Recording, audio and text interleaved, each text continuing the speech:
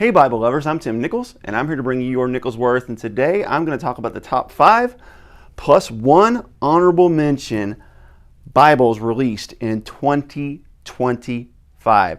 So let's go ahead and talk about number 5, and that is the LSB Handy Size Inside Column Reference. Basically, this is a shrunken down version of their mammothly big ICR, known as the Inside Column Reference. You lose a little bit of font size. It goes to a 9.5 point font, but it's got the beauty of those references on the inside of the column, spreading that text way out of the gutter.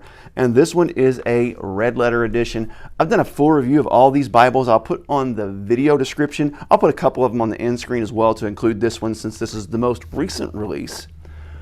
Then we have the CSB Single Column Personal Size Reference Bible. Now, this is probably one of my top CSBs, and one thing you're going to see in a lot of these is single column. I used to not be a single column guy, but today that has changed. But this is a 9-point font in that Bible serif, just beautiful layout with those references on the side column and the notes on the bottom.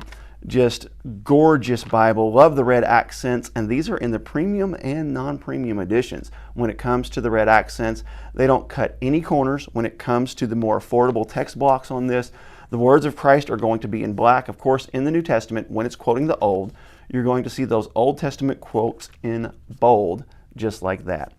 Really, really great release from Holman. Coming in at number 3, and this is the ESV Veritas.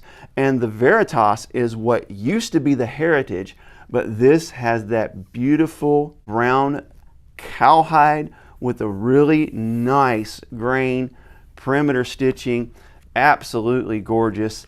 With that 28 GSM paper, which isn't my favorite, but they do have the red accents. It's a new feature in Crossway Heirlooms. And look how bright white that paper is. It's just, this paper, while thin and a little difficult to get a hold of and turn, it does feel a little fragile. I have never torn a page, and over time it does get a little bit easier to turn the pages, but it is always going to have that thin feel. This has the words of Christ in black. This has the 9.25 font.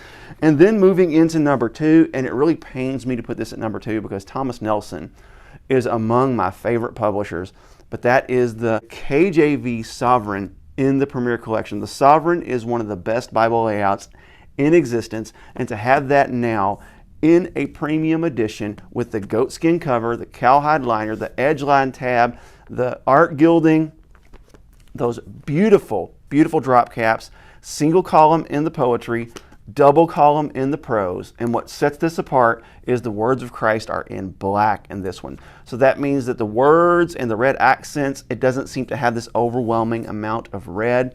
Still has that same beautiful spine with all the design on it stamped in a little bit deeper. This is a winner right here, and I love it. Coming in at number 1, and that is the Humble Lamb NLT Sonrise.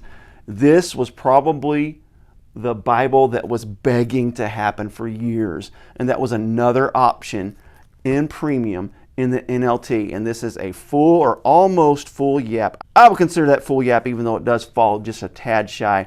Tool line has the beautiful Word of God on its side, so you can lay the Bible on its side like God intended, with 4 nice spine hubs wrapped around. I really like the style of Humble Lamb's spine. 3 really nice red ribbons, gilt line, beautiful full grain goatskin liner. One thing about Humble Lamb is they generally use the same liner as they do cover. So this is a full grain goatskin. This is a full grain goatskin. Black on the inside, red on the outside. Love that 4-edge gilding with the scene of the Son of God rising from the dead and the soldiers falling under his glory.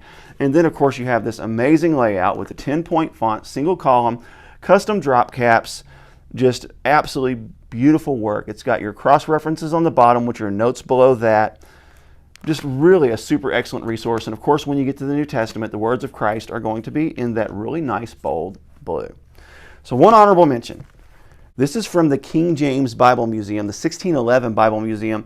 And I had an interview with Gary Roverino, and he said some pretty interesting things that will probably be kind of off the grid when it comes to Orthodox Christianity, but he does put out a very nice version of the 1611. And one thing I like about this is there's not a lot of affordable options of the 1611 in its original format, and this one has it all. It has all the front matter where it has the to the reader, it has the calendar, it has the genealogies, and then of course it has the Apocrypha, nice large font, and it has that original Gothic font, just gorgeous Bible. And to have one of these affordably is just something that we've really not had before. There's a few out there, but they tend to be pretty costly. And some of them also tend to be very large because the original 1611 was like a big giant pulpit-sized Bible. So to have something in essentially a thin line and a standard-sized Bible is pretty amazing. So those are my top 5 Bible releases, plus an honorable mention for the 1611. What are your top 5 Bible releases for 2025? Let me know in the comments. God bless you. Keep calm. Jesus on. This is your Nicholsworth.